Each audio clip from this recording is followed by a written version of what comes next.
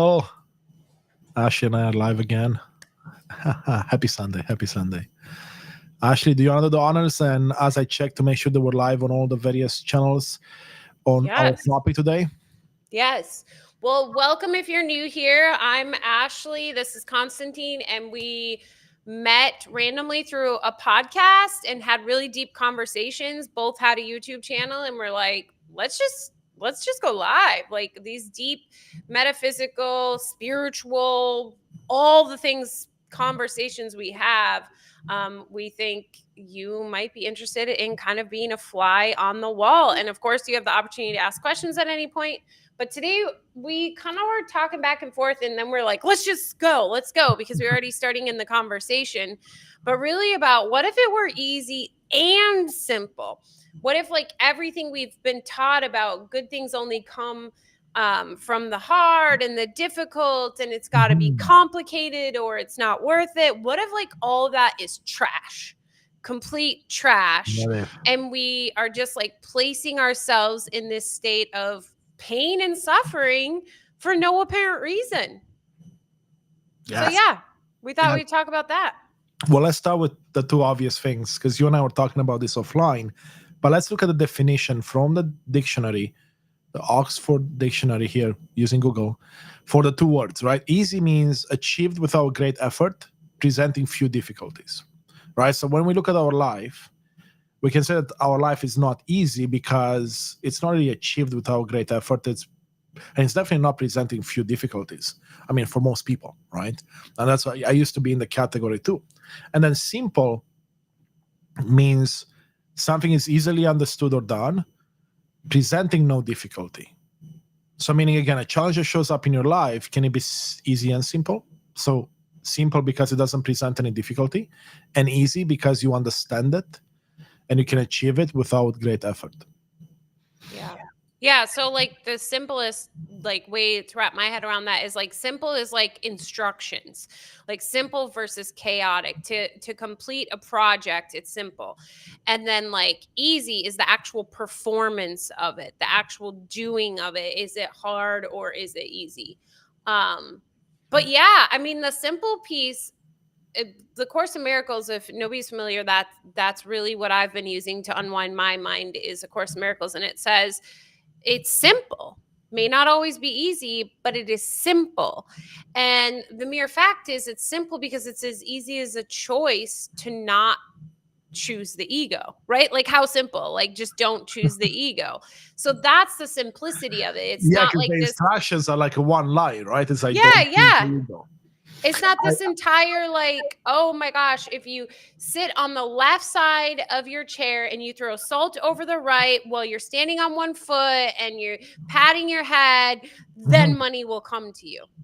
Yes, I love that because now I understand because you're kind of going like this in the pre conversation we had. It's like, hey, I may have the words wrong because I usually say it's easy but not simple, and now I see where you're coming from because for me it was in times easy but not simple, meaning that I was lacking the clear instructions or the clear way of doing things because I was complicating it in my mind. And it was easy because when I got to do it, it wasn't a great effort, but I was making it complicated, not simple, because I was looking for these complex solutions when the solution was staring me in the face.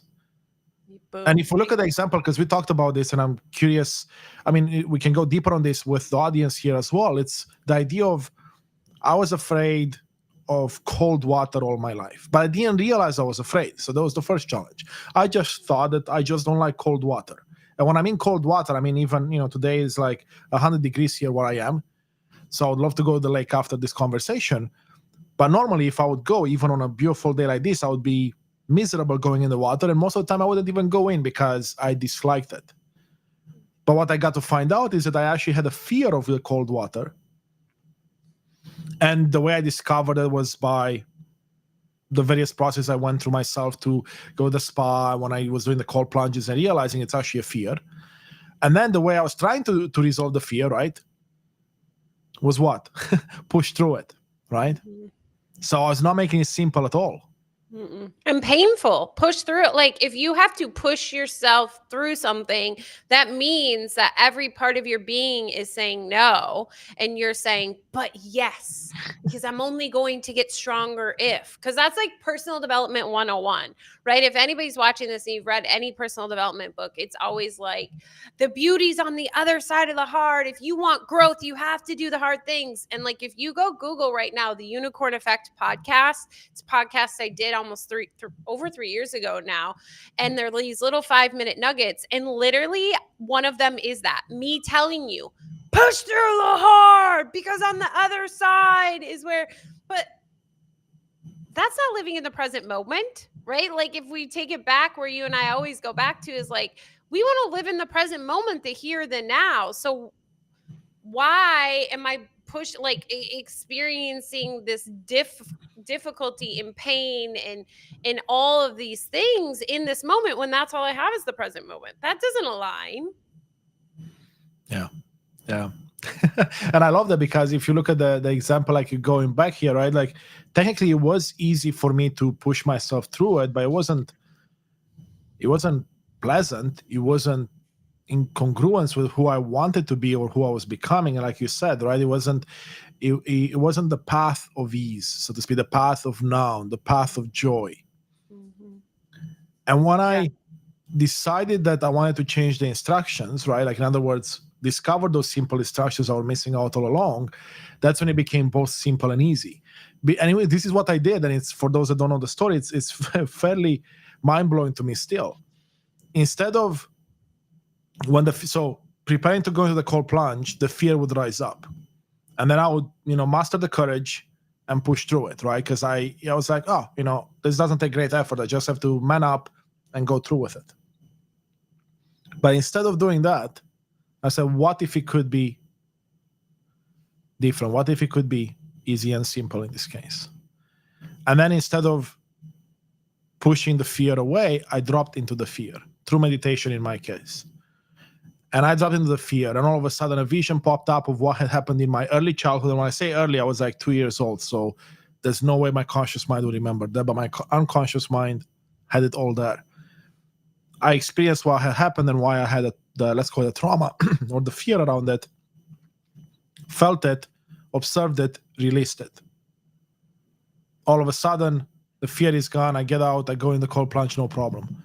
So now it became both simple and easy. Yeah. And life became a lot more pleasant in that aspect. I mean, now I go to the spa a couple of times a month.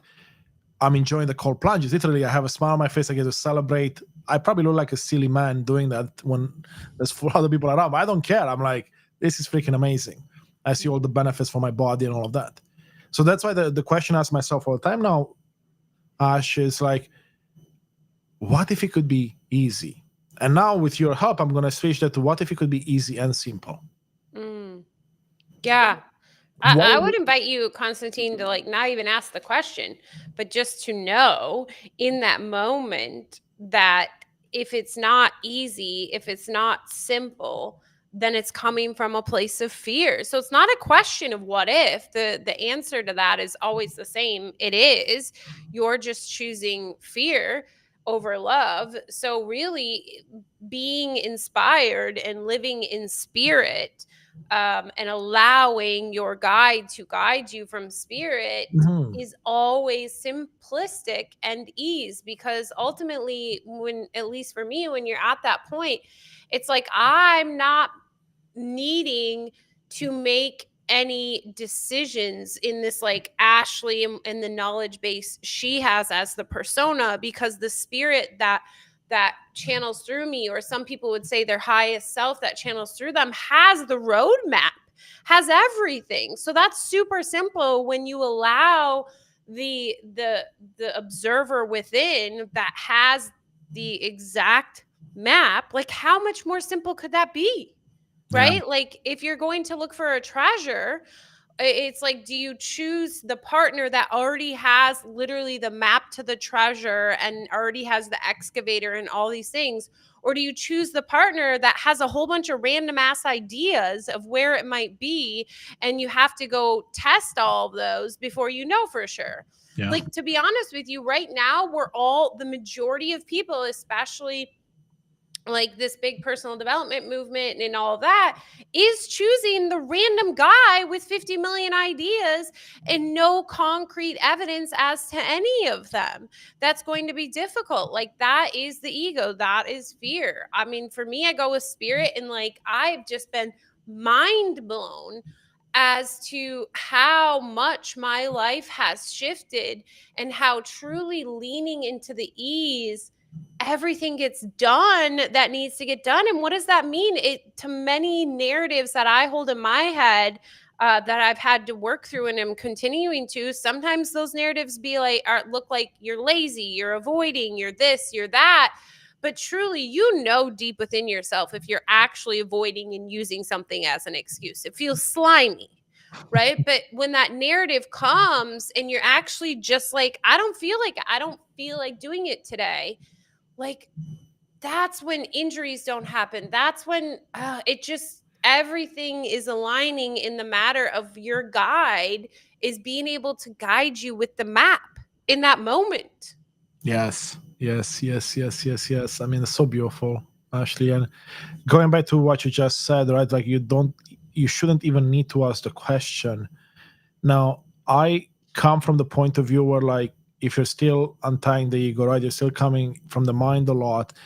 For me, what this asking this question does, and especially when I work with my clients, is when I have them go through this process, it allows for pause and reframing of your thought patterns and your belief system. Because when you ask that question, it makes you stop and think, because it goes against everything that we have been taught or shown in society.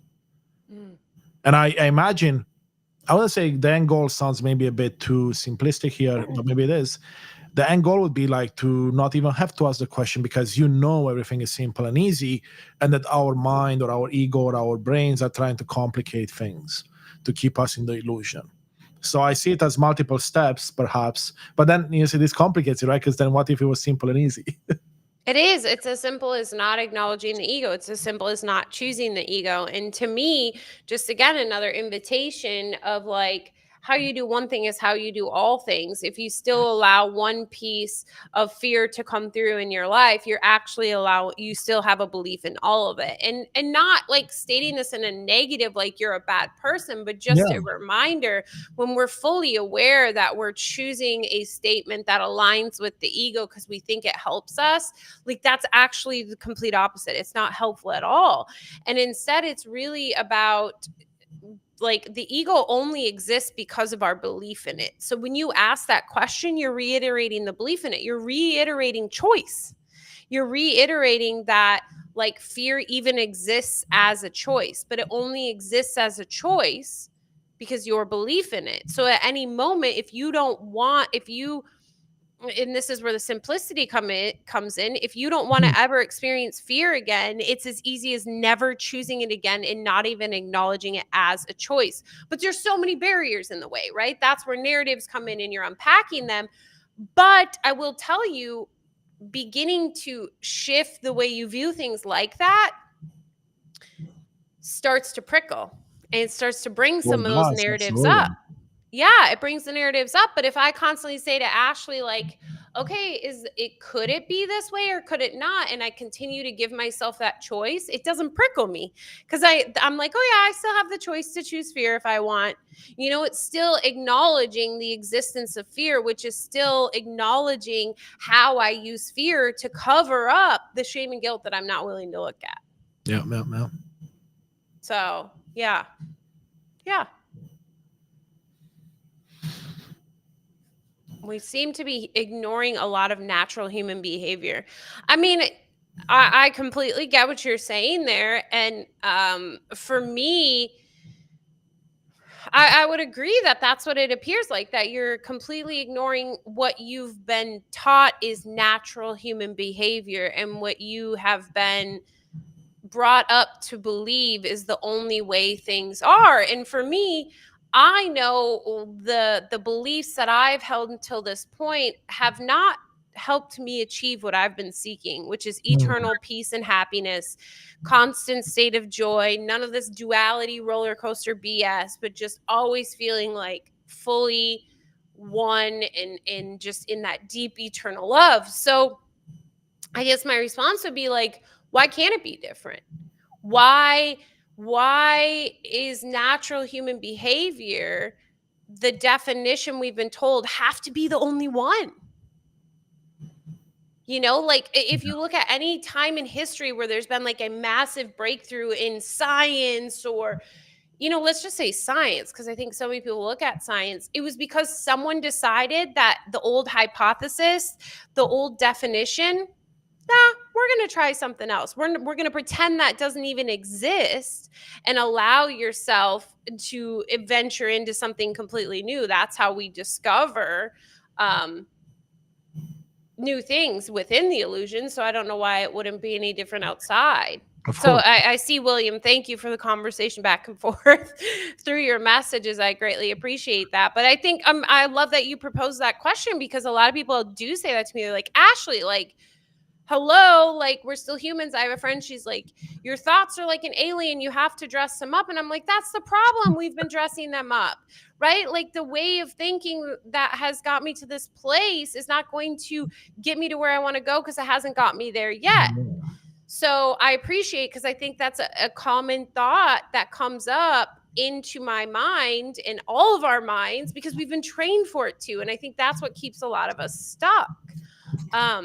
And that's why, like, I've made Big Miracle Energy my channel. Like, I have certain beliefs. I read the Course in Miracles and stuff, but really Big Miracle Energy is this safe space for people to question, because I was such a questioner growing up and there was no safe space. I always prickled everyone. So Big Miracle Energy, like the YouTube channel, the Patreon channel, you know, Constantin, we don't agree half the time on Patreon, but it's a safe space for us all to not be attacked, for us to like explore and in one week believe something and the next week believe something else, and not be judged for that, but be celebrated that we're actually not just like going with what we're told. Sorry, I've gone on a rampage. No. It's so powerful. I mean, there's a lot of things that come up, right? And I kind of want to go back for a second to, because while you're talking about that, right, I had our friend ChatGPT Chat. give me the differences as it sees between simple and easy. And it's such a beautiful way to look at it that I hadn't considered as well. I mean, we talked briefly about this, but I feel like for people like myself, where I'm coming a lot from the logical mind, or I used to come a lot from the logical mind, some of these things will click a lot more once I truly understand I should say the logic behind it, but the connection with everything behind it. And then it allows for that path to ease, to joy, to not having to be in duality and all of these areas of life. And so anyway, so what talking about is easy and simple, right? Like ChatGPT here tells us that simple focuses on the nature and structure of something, emphasize its lack of complexity. Easy focuses on the level of effort or difficulty involved in accomplishing that task, which is really cool. Like the structure versus the act of accomplishing it. The structure of a task versus the act of accomplishing it. Exactly. So in the case of my water, you're right. I had it wrong, because the act of going to cold water is simple, like literally just going to cold water or turn the shower onto a cold water. But it's not easy to overcome the fear, because it requires a certain level. It wasn't for me, I mean, a certain level of effort, until I found the easy path to it, right? And then the question, what if it could be easy? All of a sudden opened up the door to looking at the problem differently. So this is how I use it in my life, and especially with many of my clients, is when you're still, you're not at the Course of Miracle level yet, you're not doing that, and you're like having a hard time with challenges showing up in your life, and it's like, well, these are difficult. Well, what if it could be easy? What if it could be easy and simple? Or what it could be simple, right? Depending on where you're stuck. What would that look like? And that's the second question, is like, what would that look like? And what I allow myself to do is, the way I do this exercise is that I take a deep breath in, or I invite the person to take a deep breath in, and I ask the first question and I sit with it. And usually the first thing that comes up is the correct thing for me and for most people. And then I asked the second question: what would this look like if you were easy, Mm. or if you were easy and simple? And all of a sudden, some of the hows get to be revealed. Yeah. And that's the thing. I know you and I talked a lot about this. And I think Les Brown has a beautiful quote that says, "The how is not your business," meaning that the more you force the how, the more painful it is. Mm. Right? Well, I would add to Les's quote is the how and the outcome are not your business. Explain. I love that. And I Because like we don't truly know our power and like what we truly are. Like everybody believes we're some sort of something other than a body. Okay, there is some people that believe that we're just like literally a body. We're here, we leave, we're done. That's it. But the majority of people believe that there's something more, which is spirit or your highest self or whatever. And we can all agree that we are completely unaware what spirit or your whole higher self or the Holy Spirit or God or Jesus or Buddha has access to, right? In that moment. So if we are that, we have no clue what actually makes us happy. Because if we actually had a clue of what makes us happy, then we would all be very happy right now all the time and we would never not be happy. So when you are saying that you know what outcome is best is when you are saying you know what makes you happy. So to me, you have no business with the how and you have no business with the outcome. Period. The only business you have is the present moment, which has nothing to do with the how or the outcome. It just has to do with being in the present moment and allowing yourself to be guided. Yeah, because I mean, the how leads to the outcome, right? Yeah. I want to take us a step back, as William has some beautiful questions here in the chat, and then we'll come back to what you just said as well. But I agree with you, right? Because in the end, if you're too focused on the outcome, then you're likely focused on the hows anyway, and then it's gonna. You're focused on everything else but the present moment, period. Yeah. And now, so William, to answer your question, for me, the issue with cold water, it was a fear. I mean, initially it started as a dislike. I thought I had a dislike to it. But it turned out that I had a fear that was based in a trauma I experienced when, or you can say trauma perhaps, or an experience I had when I was 2 years old. My mother was holding me. She was about to, I guess, jump in a boat to go on a, I guess, I don't know, on the lake where she was in the mountains back in Romania where I was born. And the dock, I guess, was not high quality. And she fell through the dock in the water. And it was like springtime, really cold in the mountains. And her fear actually transferred over to me because I actually never touched the water except with my feet, I believe. And that fear transferred. That's literally what I saw in the meditation. And then when I approached my mother, she shared the same story I saw in my vision, and I was blown away. So it turned out to be a fear that I essentially was a story of someone else that I took on. It was the fear she had for her life, the fear she had for my life, the fear she had for the unknown, and everything that was happening. And I struggled with it all my life. I'm 41 right now, right? And actually, you and I talked about this. This was like maybe 6 months ago now.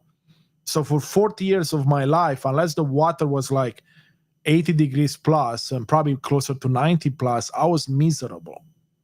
So it's both a dislike and a fear. But the beautiful thing in life, and maybe not beautiful for most of us, fears are very well hidden from plain views. In other words, I didn't realize it was a fear until much, much later in life. I thought it was a dislike. So that's how many things manifest in our life. Like fears are so good at hiding that you think it's just who you are, but really deep down it's something that's controlling you, or at least that's how I see it. Actually, I would love to see your take on that. Yeah. I mean, I have like one that would turn it upside down, but I think the way, yeah, I'm sorry. I was reading William's response right now. But yeah, so very similar. I think we store it as this fear and then we make this correlation with it in the memory in the mind. But William, something you asked, and you know that you struggle with these negative thoughts and it's slowing you down, and you'd love to shut it down but not fully. So to me that's also kind of correlates to this water thing. Is see, like, it was just a shutdown. It was like, we're just not going to look at it. I don't like the water, we're not going to go in it. That's stuffing it like into the darkness. But then we have the other side of the pendulum where it's like, oh, I don't like water and it's uncomfortable, so I'm going to just go jump in it, right? And force myself baptism by fire in this moment. Um, so I think, like, when it comes to the not wanting to have these thoughts and not wanting to experience them, that's part of, like, one of the things that gets us in this state of dis-ease, right? Which is not by coincidence that it's actually the word disease, but it's because we're putting it in the closet. You know, constantly I always talk about the monster under the bed. That's actually the mouse. It's like we don't want to feel it. We don't want to allow it to come out. We don't want to see the ease or lean into the ease because we've complicated it, right? So the simple part, the way the structure looks, how we have to move through it, it looks complicated when really it was ease. It was ease to just step into the water. But like you said, Constantine, in your mind, you had complicated it and made it difficult because you had all these things in your mind of what it should or shouldn't look like, of how it should or shouldn't happen, of how you should or shouldn't move through it. But when you don't Exactly. allow it to bubble up, it continues to run in the background. And, like, you know, when you had that moment, yeah, like, at the end of the day, the water doesn't matter. I'll be honest. Like, it doesn't matter if Constantine, if you ever got okay with cold water. But what you were saying about how fear hides, the ego was using that as a smoke and mirrors for you to not look at the shame and guilt. So the moment you stepped into that water, I remember you letting me know, and it was like you felt lighter, like hearing your voice. It was like this release of weight that you had been hiding behind this supposed dislike of water because you weren't willing to look at it. Yeah, and that's why I was blown away, because it was such a beautiful example of how it can be simple and easy. Because literally, William, for maybe that's something that you can benefit from if you have any type of meditation practice. Literally, what I did, I was in the hot tub, and as I was getting ready to go into the cold plunge, I could feel myself getting very anxious. The fear was coming up. And I was like, man, this is really odd. Why do I have this? This doesn't make any sense. To me, it didn't make any sense in that moment. It made sense for 40 years, but not in that moment. And I said, what if I can just sit with this and find out what it was? And I closed my eyes. I started my meditation process. I dropped deep down. And as I asked more questions, why is what is bringing this fear up? What is causing this? Maybe some why questions in there as well. All of a sudden, I started to see a vision of exactly what happened. And it allowed me to just observe it as a, someone watching a movie, and then acknowledge what happened, have no judgment, shame, or guilt around it, or blame, and just let it go. And it's almost like when the movie ended, like you said, Ashley, the release happened and I felt lighter and I felt like something changed. But this was so new to me that I couldn't really, I was like, what just happened? And then I got up and I went to the cold plunge. And keep in mind, this was like Fahrenheit degrees, was like close to 0 degrees that day. So it was really cold. Yet, yeah, it was still, cold to the body, but it wasn't miserable. It wasn't, there was nothing really there to hold me back.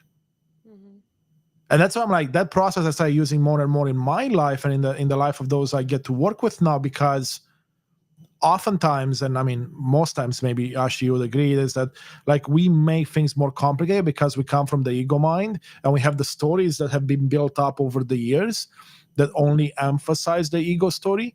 And all of a sudden, and fears get disguised, that they have a mask on top of them. And it's very, very hard for us to at times see them. And then now I have the opportunity to look at my life and say, well, if something prickles me, to use your words, I really love that word, Ashley, so I use it a lot nowadays. If something prickles me, if something bothers me, it gives me an opportunity to explore that further and then flip it and say, can it be simple and easy? No, how can it be simple and easy? Yeah. Well, it's shiny. It's bringing it to the light is what you did. What you did in that moment is you didn't go searching into the darkness. I mean, I don't think knowing what happened was necessary for your healing or for everybody's healing, but in that moment, your mind gave you what you needed to release it.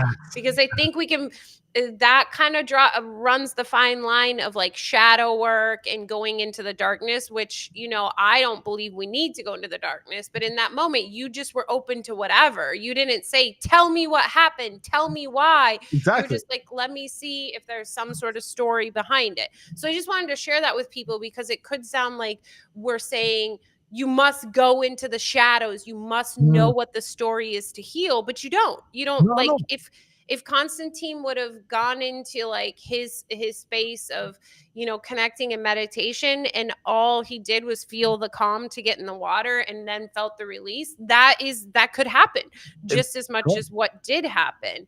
And what I But said yeah, there, Ashley, I love what you just said, because I mean, what I've realized in working with so many people in so many different areas for the last 2 decades of my life, as a coach, as a mentor in the corporate world, as a project manager, is that you have frameworks in life, and when you try to force one way that the framework has to be implemented, that's when everything fails.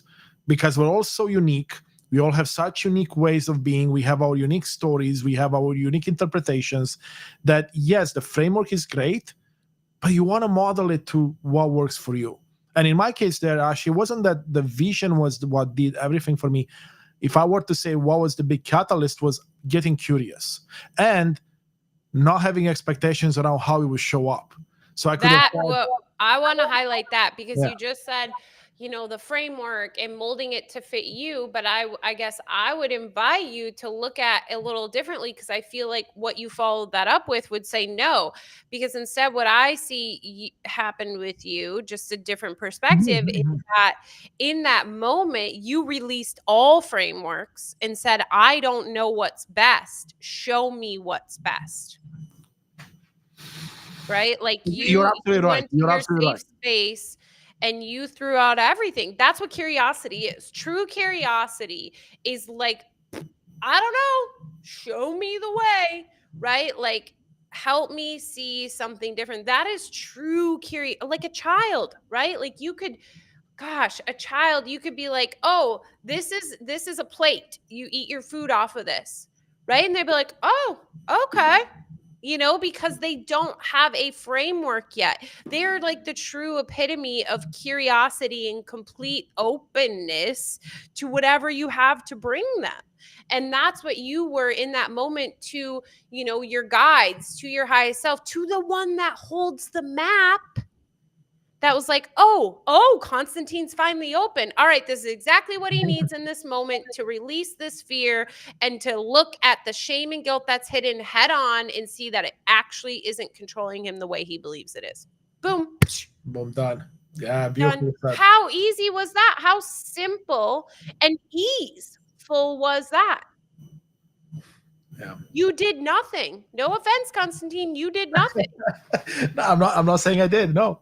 Right.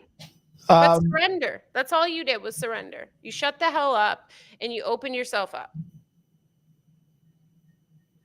Yeah. Very interesting. And very deep. Okay. Now. But wait, I think that goes into the complicated part, right? Like even you saying there's these structures and God, what was the exact word you used? Framework. There's frameworks in this world, and and I agree, like I have looked at life that way in the past of like frameworks, and it's different for Constantine than it is different for this person. Take what aligns with you here and what aligns with you there and create your own framework. What if that is part of making it difficult? Is even believing there is a framework. Even believing there is some sort of framework you need to discover or create or whatever for yourself, but instead it's about not having the framework.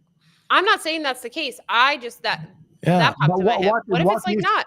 What if the framework is a stepping stone towards what you just described?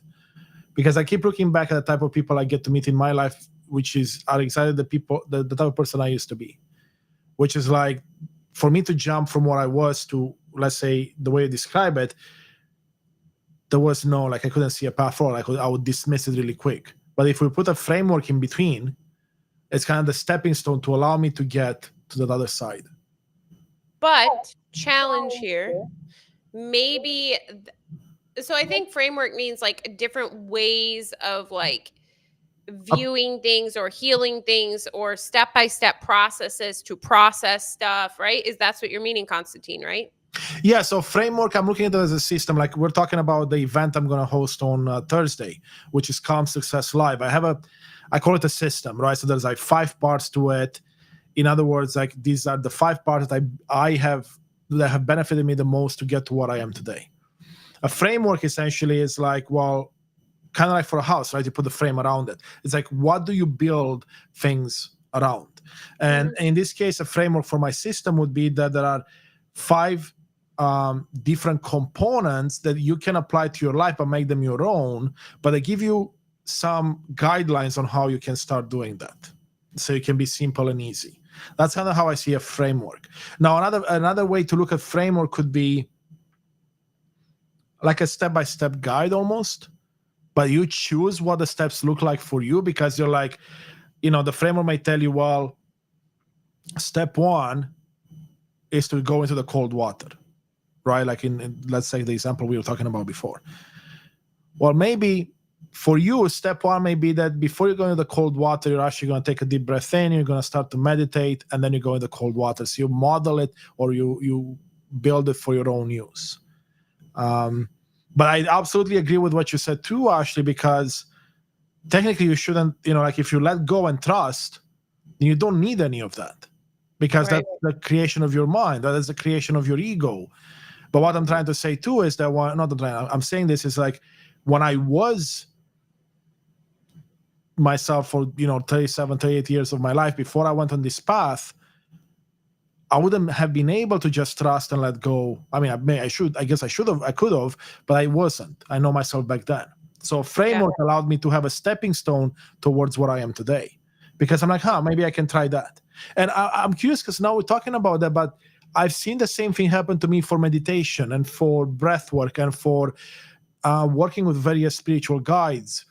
Not as much with like business coaches, because with business coaches they usually have frameworks and whatnot, but like with a spiritual guide, I had a really hard time in the last 6-7 months, well, I should say the beginning of the year, because I was like, but tell me what to do, like how should this look like, instead of just what you just said, trusting and it will come to you. And it was such a huge paradigm shift for me to go there. Yes. I mean, I think you said it perfectly. And we were just having a conversation in Lighthouse. My mastermind, we're covering people pleasing. And one of the things that like, it was just struggling about, the coaching industry has taught us to validate and reflect and validate someone's emotions. So validate means make it real. But in fact, it's not real. It's the story they have. And that's not about being mean or unempathetic. It's about being realistic and holding someone else to your same standard. But immediately everybody's question was like, well, then what do I say instead? Like they needed an outline, a framework, an understanding of how to handle this situation. But that's already like deciding what's going to happen without guidance. And it doesn't mean like, say, like, if you're thinking about attending Constantine's event, it's great. And to me, where I'm at is not seeing these frameworks as what I'm seeking, but seeing the connections and interactions and what remembrance they have opportunities to prompt, and the forgiveness and things like that instead. Because I think when we get stuck in the framework, that's why personal development is a billion-dollar industry, is because people are seeing that there's got to be a specific framework that's going to heal me, that's going to save me, that's going to do all these things. So they're constantly searching for that framework, and they're never going to find it. I promise you. I don't care how many amazing Constantine things you attend, or Tony Robbins or Mel Robbins or any of these people's stuff, because the truth is, it's only when you surrender to the internal guidance and allow things to spark remembrance that you actually can begin to obtain peace and happiness within. I want to ask something that, actually, because you hit the nail on the head, and I agree with you. I mean, the event I'm going to put on Thursday is tailored to people that are successful in the material sense, in the ego sense, in the mind sense, where I was myself a few years ago. and needed a bit of guidance, empowerment, inspiration to move out of the mind and more into the heart. And because I know how I was before, I know what helped me was a framework. Doesn't mean it's going to help everyone, or you need a framework. And it's also, you want to drop the framework, like you said, once you get to a certain level, because the frameworks will not get you to the result you're hoping for in the end. But it's a stepping stone to it, in my opinion. Now, one thing I was going to mention today came up as you're talking about that. I was deep in a meditation journey yesterday, and with one of my guides, we had a discussion around what I'm doing right now, and what I'm bringing to the world, and what I bring to the people I get to touch, clients, people in one-on-one group coaching events. And what I was reminded was that I'm not teaching anyone anything. I'm not even helping them learn anything new. All I'm doing is I'm empowering them to remember. That's my only role. To help you remember your greatness, to help you remember your own answers, to help you remember what it is that you're seeking, or maybe that's the incorrect word, but what it is that you are. That's the word, or who you are. And that was so powerful. I remember in that moment when that message came through, it was like I was having conversation, like I'm having conversation with you. Literally, that ease you talked about earlier, that's why it felt like a load got lifted off my heart. Because then I'm not like, it's not like, oh my God, what am I going to teach you at this event on Thursday? Oh, it's 4 hours. I need to like really know exactly what I'm going to teach you. It's not about teaching. It's just sharing my story, asking questions, and empowering you to find your own answers. Because I definitely don't have your answers. Ashley doesn't have your answers, but you have them. But the problem is, the challenge is that we have the answers, but they're clouded just the same way the fears don't show up, while your answers are below years and years of indoctrination and the ego taking a center stage, and the stories of someone else being built in your life. Yeah, I mean, that's so beautiful that you see that, because it's so true. And I would invite you to take it even a stage of less responsibility, because I still feel you hold some great responsibility of empowerment, right? That's a word of responsibility, that really your only job here is forgiving.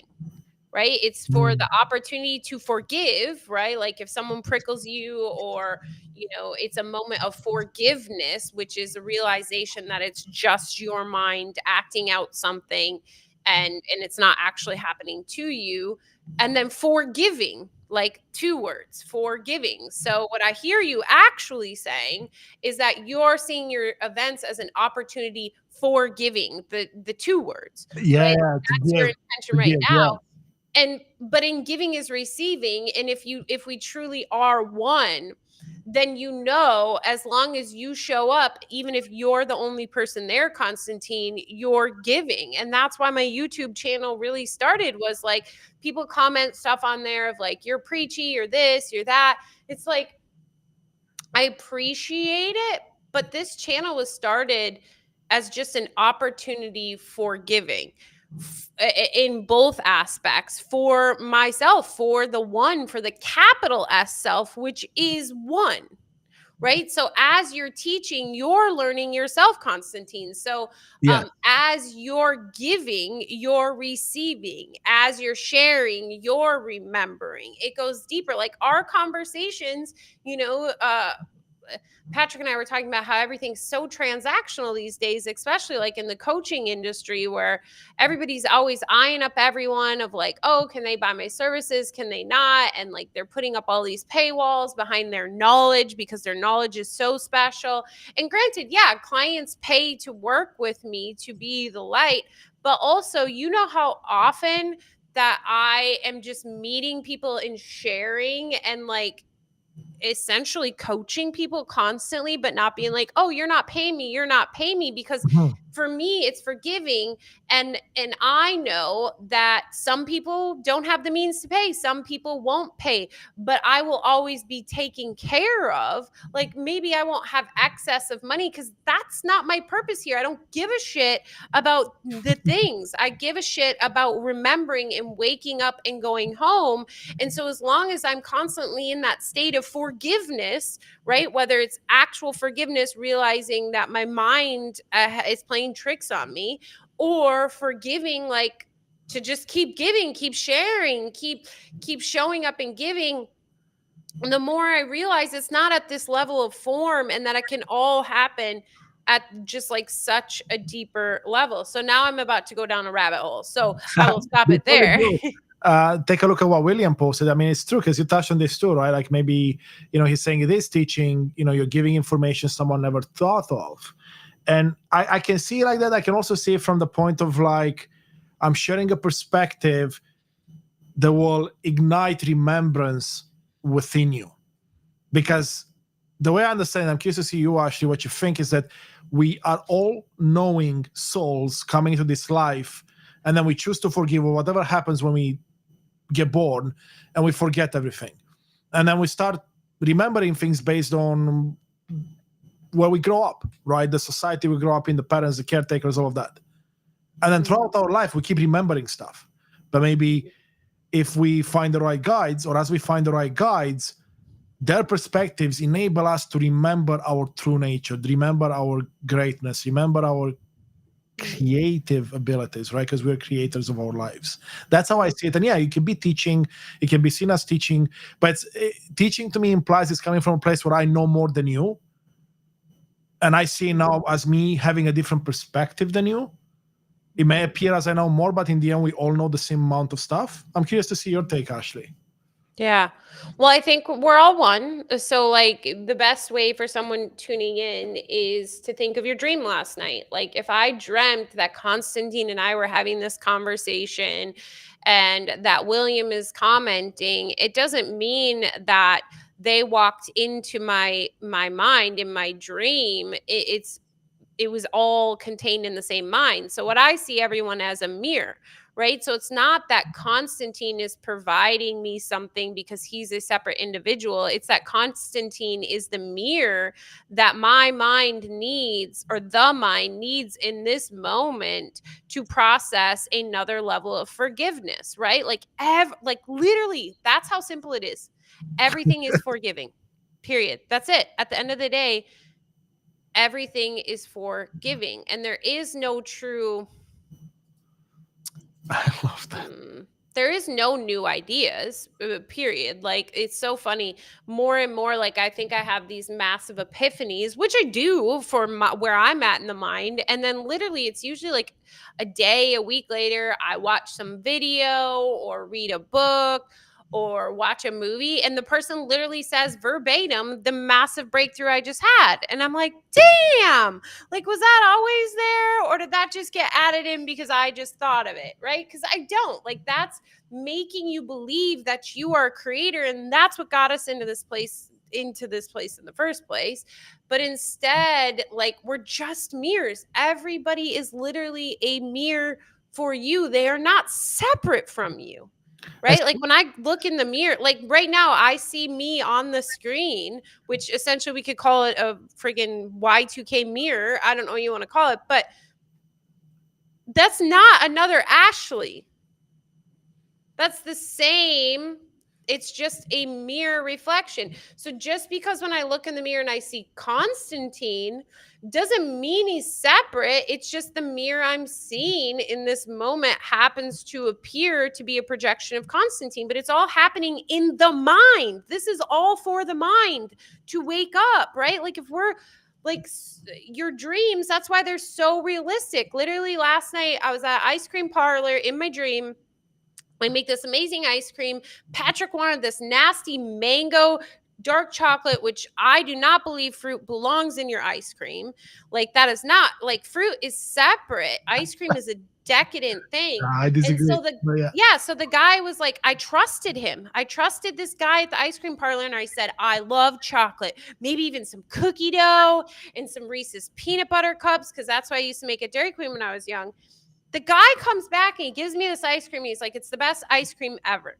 I start eating it, and it reminds me of a Nestle Quick Bar, which I thought those were the biggest disappointment of a chocolate bar when I was a child. And I was just mortified. But literally, I could taste it in my dream. I mean, like, if we went down, like metaphysical or the body and stuff, men have wet dreams, right? yeah, Like, yeah. tell me that's not real to the point that your body's responding. It's the same damn thing. So there is no one separate right now. William, Constantine, we're all one. We just all appear to be projected differently. And we're all we're in a fun house right now because there's 3 mirrors looking at each other. Exactly. And do you know what it reminded me of? You shared the video earlier this week with me that you created, the one that dumpster fire moments, navigating ego, fear, and through joy. God, I love that thumbnail. I'm so proud of that thumbnail. Yes, it looks beautiful, right? And you sent it to me. Let me look at this here, right? You sent it to me on Tuesday, and you're like, I think you'd appreciate this video. I know how beautiful the synchronicities go, right, Ashley? Because I'm like, okay, you know what? Awesome, I'll check it out. Now, my week ran away from me, and I, to some degree, forgot about the video until yesterday. And I'm like, you know what? Ashley sent me that. She always sends me awesome stuff. I'm going to check it out. And I had the chance to check it out. But not before I had a beautiful meditation session in the morning, an hour-long journey, that in this came up the question of, what if it could be easy? Again, reminding me easy and simple and all that stuff. And then I get to watch your video. And as I watch the video, I'm reminded of the same thing I just had happen a few hours before in my meditation. And I was like, oh my God, like, it's like the universe is sending you reminders in so many beautiful ways. And when it's like compounding, you're seeing the synchronicity, like, okay, there's something here, you gotta dive deeper. Because then I sent you the message, I said, beautiful video. And it's like, it reminded me of the reminder I got this morning of what if it is easy, how would it look like? Because it is easy, but not always simple, or the other way around. Well, it's both. It's simple and easy, hence our title, Constantine. Yeah, it's simple and easy, and I don't know. I mean, let's put it this way. Is the goal simple and easy then? And then we need to find how that looks like, right? That's how I see it. It's like, well, no, you don't need to find anything. So like, you just need to lean in to the simple and easy. So what does that mean? That means like all these people doing these things that they absolutely hate. Like Miracle Morning is a key one, where people wake up at 4 a.m. because they feel like if they wake up early, they'll get so much done before anybody else. But if every morning when your alarm clock goes off and you feel dread, that is not ease. That is dis-ease. That is you creating discomfort that is unnecessary because you think there is some sort of gain on the other side, which means, if we go back to the quote you said earlier that I shifted, which means you have decided that you know the how and the outcome. Yeah. That, what I mean is lean into the ease. When you think of making a video, when you think of whatever, if it does not bring you joy, do not do it in that moment. And watch this. When you watch this video, that's my challenge to you. Do that for 1 week. But also, this is not an opportunity for you to allow the ego to come in and be like, I'm not going to do anything. Like, when you are just truly do not feel joy to do that, and you'd have to push against the river to get it done, versus I'm just being a prick and like, I'm going to just like use this to my benefit, right? That's just as bad. That's the other side of the pendulum. But when you truly lean into the ease, Constantine, like, I have not used a to-do list in like over 3 months now. And guess what? I can't think of a single dang thing that didn't get done. And now I've blown up because it needed to get done. Like, there has not been a moment. I've probably actually got more remembrance or more done than I have ever got done because I did it when it was easeful. So like the other day, 2 days ago, I wanted to get a video. my plan was to get a video edited, do all this other stuff, and I didn't feel like it. And I'll be honest, at first the ego was like, you're being lazy, blah, blah. And so I sat on the couch. Next thing you know, I had this massive inspiration to work on my upcoming retreat, got so much done that then led into me getting everything done that I had wanted to get done and so much more. But if I would have, for the first 6 hours of the day, sat at my desk staring at Descript, it would have been the most awful experience ever. And guess what? That video would have been created with that energy. Absolutely.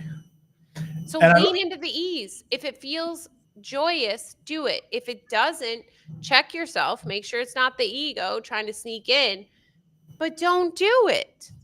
Why? I love the reminder there because, funny enough, you mentioned the lists, right? The to-do lists. I used to be big into them. I mean, I project manager background, all those certifications didn't go wasted, right? So I'll have all these massive lists. And of course, they would add anxiety because your list is never finished, right? Like you're always going to have things to add to it. And I think for me, it's been about 8-9 months since I've done a list. And then earlier this week, I was like, or maybe a week and a half ago now, as I'm preparing for the event, I was like, oh my God, I have so many things to do. And I allowed the ego to take control. And I'll show this. I made a list for the first time in 8 months. Guess what? It stayed here on the table unused and everything got done. And I'm looking at the list now. You just reminded me because I'm like, oh yeah, I haven't looked at this in like 7 days. I'm like, oh yeah, this is easy because you're allowing yourself to, that things will get done by X date because you may have, a schedule to follow or you have to go to work or whatever. But if you're not forcing it, then they will be done when it's best for you as opposed to when you think it's best. Best, and I invite even another tweak to that statement when it is best for the whole, because that's another thing where like is your plan to be here as for me, my goal is to heal for the one, to do what's best, not what's best, but to do for the whole. It's no longer about Ashley, the persona, becoming famous and building an empire. And trust me, 3-4 years ago, when I set out on this journey, like I was going to build an empire, like blah, blah, blah, all these things. And now it's like, no, like it is not about the persona of Ashley. It is about the oneness that we all are. And so that means sometimes I think that what's best for me is more important. And then I often get reminded that that's not what the end game is here. But then you can intricately see how that's woven later. Like, I mean, that's so much. Yeah. So much deep. Oh, we're over time too. Just about, yeah. I mean, we started a bit late, but William has some beautiful comments there. Maybe we'll wrap up with what he's saying. And William, I mean, it comes from both of us, I'm sure. Thank you for your engagement and chatting with us. If you ever want to be live with us, we do go live with guests and Patreon members of Ashley's as well every now and then, right? So you can always look at having that. But look at what William is saying here, right? He works with a lot of ego-driven people. And it used to make him annoyed, right? Had to understand that I'm choosing to dislike things I have no control over. Now, that's an interesting statement. And again, yeah, William, don't need to apologize. We love engagement, right? Like we go live because we love talking to each other, but we also love having conversations with other people because, like Ashley said, this is forgiving. Like, why keep it just to the two of us when you can be giving this to others and perhaps help you on your path? And yeah, I would invite you with I work with a lot of ego-driven people and it used to make you annoyed. And I love how you understood that you were choosing to dislike things because one of the things I talk most about is the power of your perception, and it's our perception of others. So I would invite you to even... Can you link the other channel? Are we both on this channel? Did you see that, Constantin? I think he's on your channel, and I'm on. Yes, I'll give you. I'm responding to you in the chat. In the other one, our streaming app is not doing its best job, but allowing me to chat with you. But I'll chat in the YouTube. So go ahead, Ashley. Continue your thought. Yeah. So just an invitation, because it's a mirror, right? So just an opportunity to see some of the things showing up in them that possibly is a reflection of some areas of yourself still seeking your attention. And like the purple hair or the pink hair, have I shared that on here? Of where Oh, if that's you're a good walking one. down the Yeah. street and you look exactly how you are, you have dark brown hair, blah blah, and someone says, oh my gosh, I hate your pink hair, you're going to respond like with no real response, or like a what the F are you talking about, because there is no validity to you. But if they say I hate your brown hair, there may be some sort of reaction because a part of you believes it's true that you do have brown hair. So Mhm. just an invitation with that, William. I have lots of videos about the mirror. There's one actually called Mirror Mirror. I'll somehow try to tag it for you, but it's really a beautiful way to take a step back and look at what you do have power over. But yeah, thank you so much, William. Greatly appreciate it. Again, if you would like to like have a live conversation, because that's how it was made. Thanks, Kisma. Much love. Let's Obviously. give them a break. Yeah. Uh, But if you'd like to have a conversation with us, go ahead and reach out. Or our Patreon once a month is my Big Miracle Energy Patreon. We have conversations twice a month, once live, and we also have a book club going on where we just dive deep into different discussion like this. So would yeah. love that. Yeah, so I guess, I mean, as we wrap up today, again, thank you everyone that's tuned in. Quite a few beautiful souls here in the room with us. And I'll tell you a bit more about, really quick, about what I do. So I did mention the Calm Success Live event. I'm going to put this here. It's a masterclass I host every, 6 to 8 weeks, actually. Essentially, It's my way of giving back as well, sharing more of my story, the story of some people I got to work with. And we talked frameworks, right? I have a system of sorts that helped me to get to what I am today, and I share that with people in the hopes that it inspires you and empowers you to take your journey to whatever level is beneficial for you when you want to go to. And to sign up for that, it's free, so no cost. calmsuccesslive.com. You see it on the screen. I would love to see every single one of you there. It's an interactive 4-hour masterclass in the evening, Eastern time of this coming Thursday. And actually, tell us a bit about your channel Crap, it's on already your this Pantheon. Thursday.